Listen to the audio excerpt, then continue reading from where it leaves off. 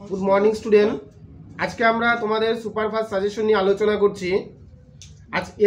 কালকে তোমাদের রয়েছে মেজর 4 এর পরীক্ষা। আমি মেজর 4 ইতিহাসের বেশ কিছু প্রশ্ন বলছি, তোমরা এই প্রশ্নগুলো ভালো করে দেখে যাও। প্রথম প্রশ্ন তোমরা দেখবে, গুপ্ত সাম্রাজ্য পতনের কারণগুলি আলোচনা করো। Discuss about the causes of the decline of the Gupta empire.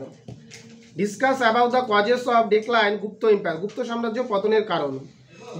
2 নম্বর প্রশ্ন তোমরা দেখবে, হর্ষবর্ধনের কৃতিত্ব আলোচনা করো, বা যে discuss the Harshavardhana empire and achievement. হর্ষবর্ধনের অ্যাচিভমেন্ট যে রয়েছে সেটা দেখবে। সাথে তোমরা 3 নম্বর প্রশ্ন দেখবে, অ্যাচিভমেন্ট অফ সমুদ্রগুপ্ত। সমুদ্রগুপ্তের অ্যাচিভমেন্ট দেখবে তোমরা, সমুদ্রগুপ্তের সাম্রাজ্য বিস্তার নীতি। তাহলে 3টা প্রশ্ন বললাম, গুপ্ত সাম্রাজ্য পতনের কারণ, decline of the Gupta empire, Harshavardhana, Samudragupta. এরপরে তোমরা 4 নম্বর দেখবে, গুপ্ত যুগের স্থাপত্য ভাস্কর্য। Discuss about the art and architecture Gupta age. Gupta যুগের স্থাপত্য এবং ভাস্কর্য শিল্প দেখবে। এরপর দেখবে 5 নম্বর প্রশ্ন, গুপ্ত যুগের প্রশাসনিক ব্যবস্থা। Discuss the nature of Gupta administration systems. এরপর 6 নম্বর তোমরা প্রশ্ন দেখবে, পল্লব স্থাপত্য অ্যান্ড ভাস্কর্য। Discuss the art and architectures Pallava. এবং লাস্ট তোমরা প্রশ্ন দেখবে,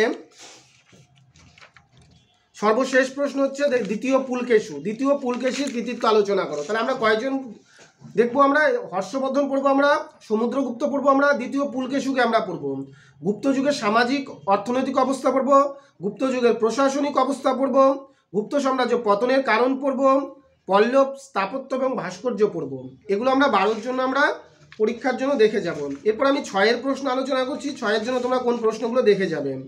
6-এর জন্য তোমরা যেগুলো দেখবে, 1 নম্বর হচ্ছে গুপ্ত যুগের গিল্ড বা নিগম। খুব কমন প্রশ্ন রয়েছে, গুপ্ত যুগের গিল্ড বা নিগম ব্যবস্থা আলোচনা করো। 2 নম্বর প্রশ্ন তোমরা দেখবে, হর্ষবর্ধনের কৃতিত্ব আলোচনা করো।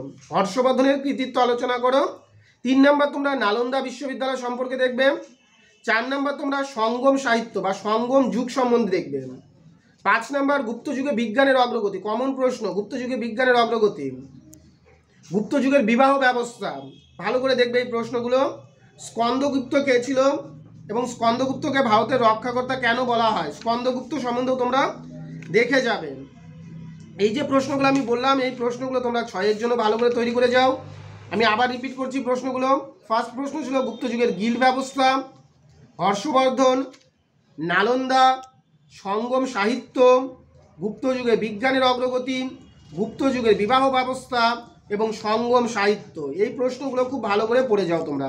3-এর জন্য আমরা কি প্রশ্ন পড়ব, মান 3-এর জন্য তোমরা প্রথমত পড়বে ফাহিয়েন। ইতিহাসের উপাদান হিসাবে ফাহিয়েন যে রয়েছে, ফাহিয়েনের ভ্রমণ বৃত্তান্ত, ফোক ওয়াকিং, তার গুরুত্ব আলোচনা করো। 2 নম্বর প্রশ্ন দেখবে তোমরা হর্ষচরিত। 3 নম্বর প্রশ্ন তোমরা দেখবে হিয়েন সাং। 4 নম্বর প্রশ্ন তোমরা দেখবে এলাহাবাদ প্রশস্তি। 5 নম্বর প্রশ্ন দেখবে তোমরা গুপ্ত যুগে ইতিহাসের উপাদান। 6 নম্বর তোমরা প্রশ্ন দেখবে রামগুপ্ত কে ছিলেন তার সম্বন্ধে আলোচনা করো। এরপরে দেখবে ভারতবর্ষের রক্ষাকারী কাকে এবং কেন বলা হয়, কমন প্রশ্ন রয়েছে। চালুক্য কারা, পুলকেশী 2 এর কৃতিত্ব আলোচনা করো। এই যে প্রশ্নগুলো রয়েছে, এই প্রশ্নগুলো ভালো করে তোমরা পরীক্ষার জন্য দেখে যাও। আশা করি তোমাদের পরীক্ষা খুব ভালো হবে।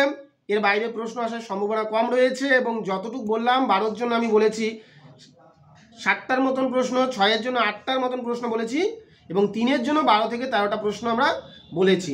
ইতিহাসের উপাদানের যে প্রশ্নগুলো রয়েছে খুব ভালো করে দেখে যাবেন। সবাইকে ধন্যবাদ। সবাই আমাদের চ্যানেলের সঙ্গে যুক্ত থাকো। সবাইকে ধন্যবাদ।